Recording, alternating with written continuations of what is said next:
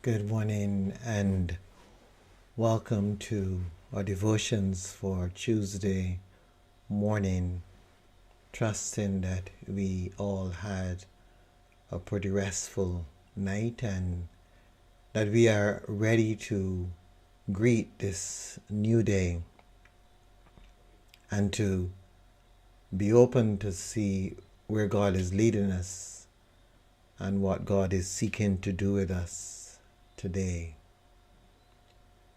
We give continued thanks for God's mercies, for God's love. We give thanks for each other, for this opportunity to be here, to share in these devotions, to meet, to feel the energy of each other, and prayerfully to embrace all that God is leading us to embrace at this time. And so as we come into this place this day, we want to ask God to be present with us. We call upon those who have passed on, our guides, our ascended ones, those who watch over us, those who moment by moment assist us in many ways.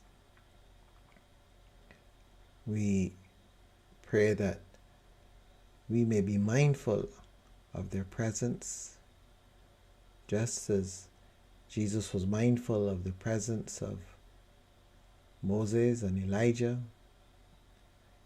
We know that we are surrounded by a cloud of witnesses, and we trust that as we journey on, that we may be attentive to guidance and to their comfort. We come now this day as we come into our sacred space within ourselves,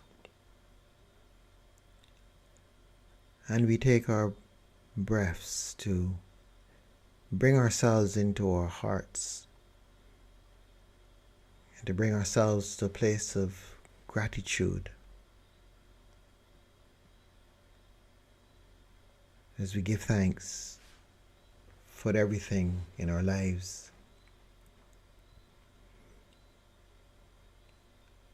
We continue today to be mindful of all the various circumstances and conditions in our world. We reach out our hands as we seek to embrace each other's hands, to hold each other. I want you to intentionally just hold out your hands and offer them to be held, and to feel the other holding your hands. Feel the energy of all of our presence.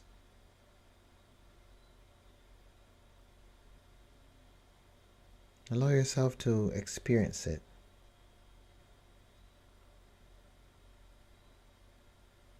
To feel that presence.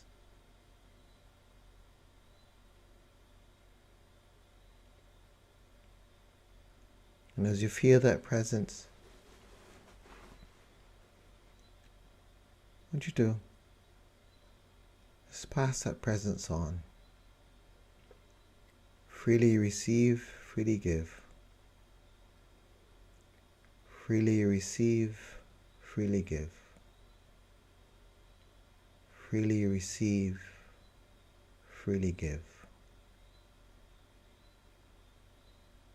Just feel that sense of grace coming and going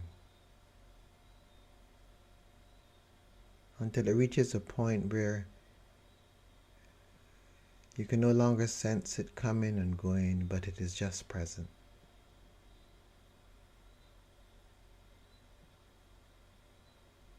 And we imagine a wonderful circle of grace just circling.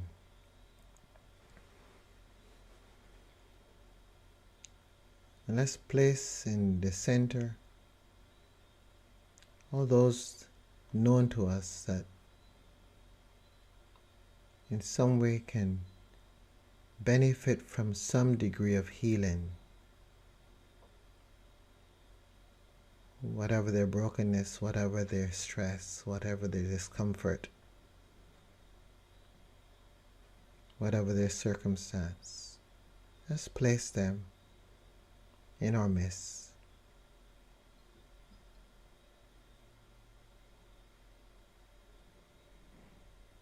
And as you perceive them in the midst of us with the circling grace, I want to invite you to allow that grace to expand as it passes through you, so that you become like a beacon, you radiate. And so there's this encircling light, but at every point where one of us sits, there's the full radiation going out towards the circle and away from the circle.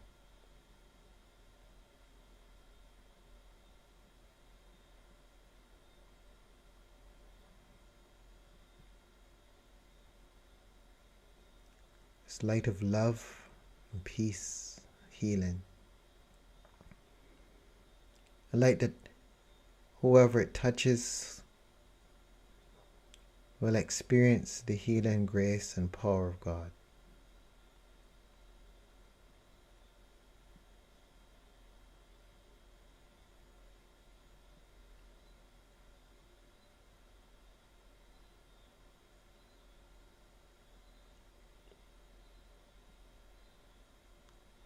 Just allow your light to become even brighter.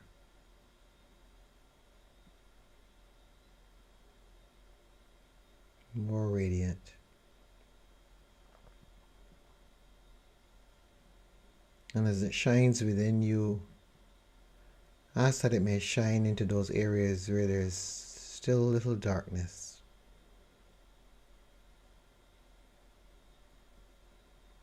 So that there may be no darkness within you. Those areas of your life that you are yet to work on. Those shadow areas.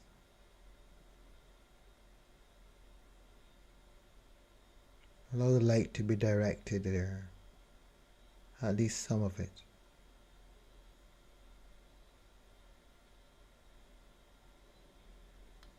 Because the more light that you can receive, the more light you can send out,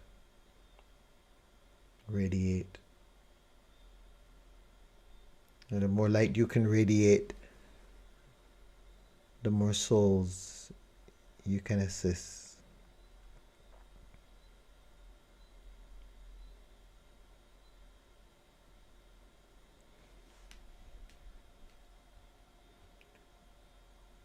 O loving God, who calls us each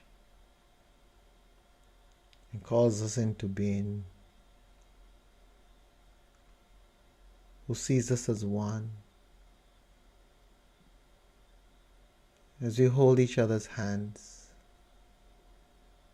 as we sense each other, as we feel your presence. Help us to be one. Help us to feel your presence flowing through us.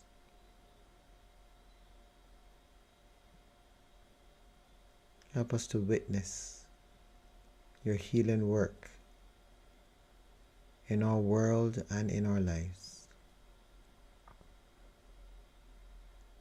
Help us to know you with greater clarity,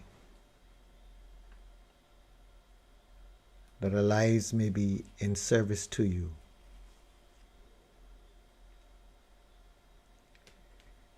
Hear this, the prayer of our hearts this day,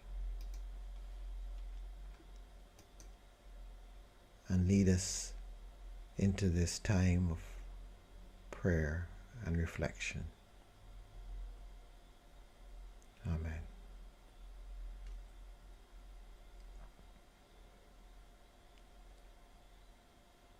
We turn to Matthew's Gospel,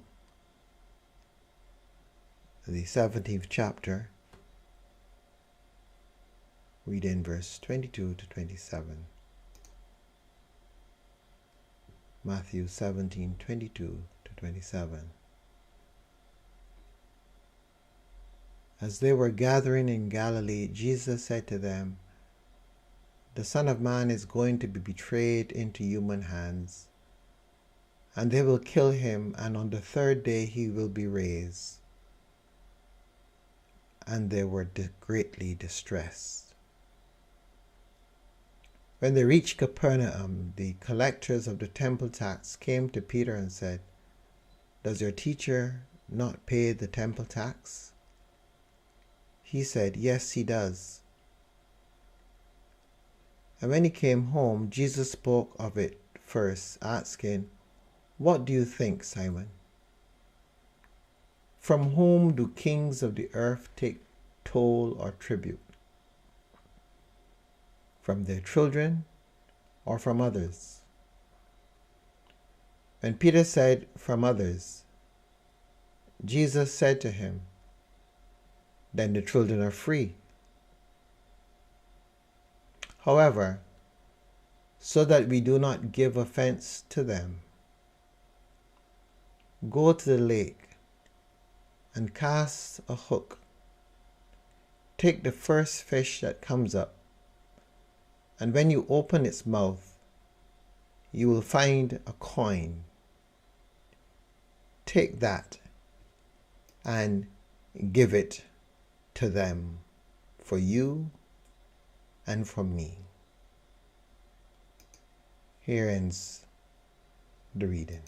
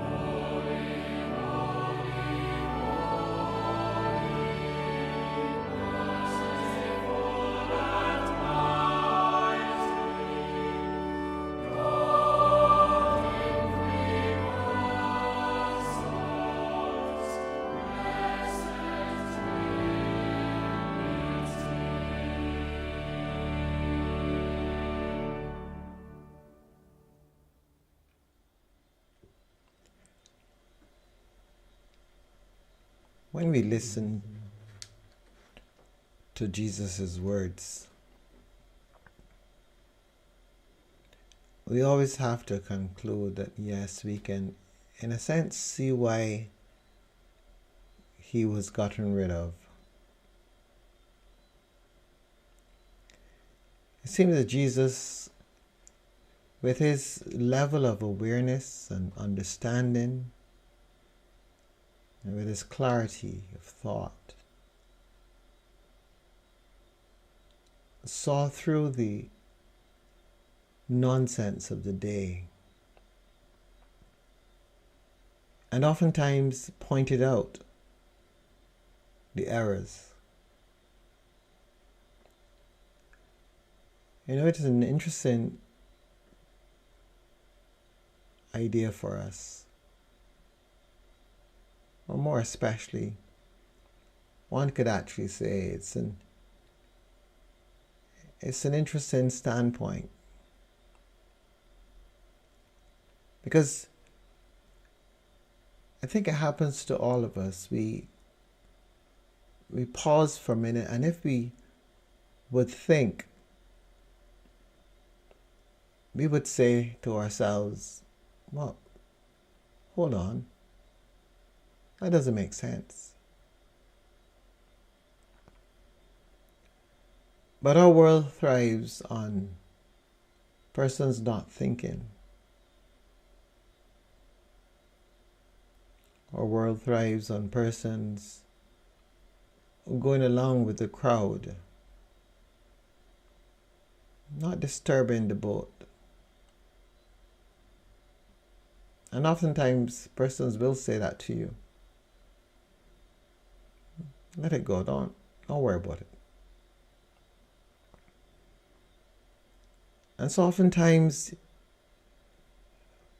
there are persons who are negatively impacted.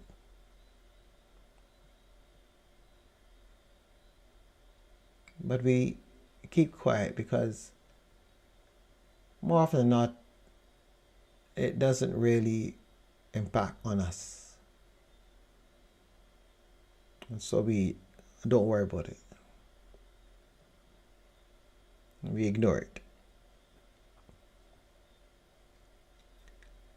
And this ability to ignore causes some horrible things to occur in the lives of individuals. Because if you don't ignore, you get branded as a fanatic.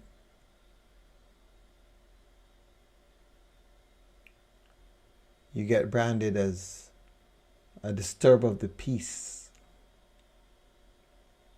That great peace that we all want to preserve. It doesn't matter who is suffering under that so-called peace, as long as there's peace. In the reading for this morning, Peter is challenged about the master paying the temple tax. And Peter assures that yes, he does pay the tax. But Jesus raises it, and he uses a wonderful little analogy. He says, the kings of the earth, when they take their toll or tribute, do they take it from their children or do they take it from other people? Peter said they take it from other people. And Jesus said, well, then the children are free. The children are free.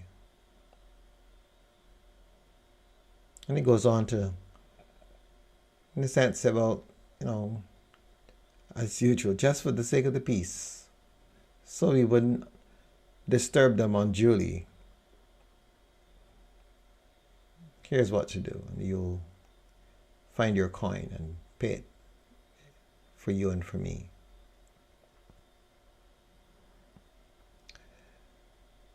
In this instance, Jesus points out the error, but he keeps the peace. But in pointing out the error, no doubt he causes Peter to reflect. And there are often times when, yes, for the sake of the peace, we proceed. But it's also important to point out the error, so that hopefully a day will come when enough persons would see the error and say no more. This is not fair. This is not respectful of the dignity of all persons. And this is important that these things are done, because if these things aren't done, we run the risk of not allowing persons their right as human beings.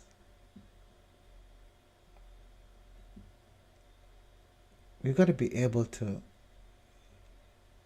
point out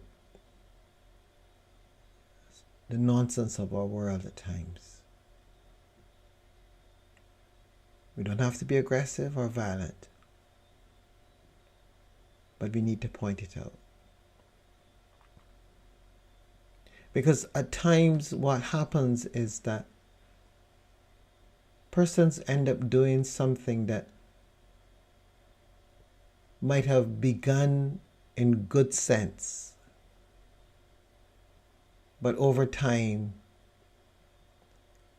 the real meaning got lost, or the real purpose got lost.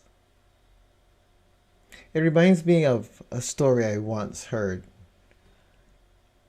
A story of a young woman who baked this special bread. And she was visited by a friend one day, and the friend had come to see her make this special bread because it was a really wonderful bread. And the friend was taking notes. And when she'd gotten everything prepared and all the dough was ready, it was ready to be placed in the pan, she took her knife and she cut off the two edges, the two ends of that which she had rolled. And then she put it in the pan. And her friend looked at her and asked her, "Why did you do that? Why did you cut off the ends?" And she said, "Well, this is how Mom did it. So I just follow her recipe and her method to the T." And the friend, curious, said, "Well, you should ask her one of these days why she did that, so that we could have a good sense as to what it was for." So the lady agreed, and at the next opportunity she got, she asked her mom why she did that. And the mother explained that she had inherited this recipe with the quantities from her mother, but she could never find a pan big enough for the recipe that her mother had, and she wasn't too sure how to reduce it. So she always cut the ends off because of the pan. It's not a part of the process. It was just for convenience. Sometimes we do things thinking that there is a reason behind it. And if we investigate, we learn that it is either for convenience, or someone misinterpreted, or someone decided to use it to their benefit. And through time, it became what it was. A similar incident is, there is a story that says that we eat fish on Good Friday because there was a time when there was a particular pope who had fish in vessels, and he decreed that all should eat fish on Good Friday. I don't know how true that is, but it's just one of those stories that passes around. But the point is clear. Why are we doing these things? Do they really have purpose? And are they truly beneficial? We live in a world where persons are becoming more and more concerned about what they give assent to, and our youth especially. There's something else. They question everything.